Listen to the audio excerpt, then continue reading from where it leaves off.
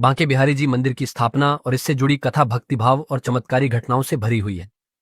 यह दिव्य मंदिर 1964 में वृंदावन में महान संत और भक्त कवि स्वामी हरिदास जी द्वारा स्थापित किया गया था।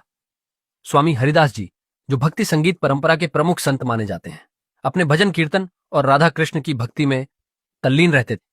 वे श्री कृष्ण के अनन्य भक्त थे और जीवन भर भक्ति में लीन रहकर अपने शिष्यों को प्रेम और समर्पण का मार्ग दिखाते रहे। बांके बिहारी जी की मूर्ति प्रकट होने की कथा। स्वामी हरिदास जी वृंदावन के निधिवन में रहते थे और वहीं अपनी भक्ति में लीन होकर भजन गाया करते थे। कहा जाता है कि उनकी भक्ति इतनी गहन थी कि भगवान श्री कृष्ण और राधा रासलीला करते हुए स्वयं प्रकट हो गए। उनके दिव्य स्वरूप को देखकर स्वामी हरिदास जी के शिष्य और अन्य भक्त मंत्रमुग्ध हो गए। वे उनसे विनती करने लगे कि वे इस स्वरूप को हमेशा के लिए भक्तों के समक्ष रहने दें। भक्तों की यह प्रार्थना सुनकर श्री कृष्ण और राधा एक दिव्य मूर्ति में समाहित हो गए।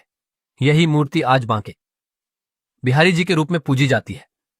बांके बिहारी नाम का रहस्य, भगवान श्री कृष्ण को बांके बिहारी नाम इसलिए मिला क्योंकि वे त्रिभंग मुद्रा में खड़े होते हैं, यानी उनका शरीर 3 जगह से मुड़ा हुआ होता है, जो उनकी अलौकिक भंगिमा को दर्शाता है।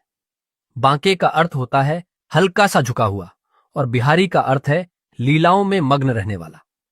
इस तरह बांके बिहारी जी का यह स्वरूप अत्यंत मोहक और आकर्षक माना जाता है। Press the bell icon and subscribe to our YouTube channel, Bhakti Marg, for more such spiritual videos.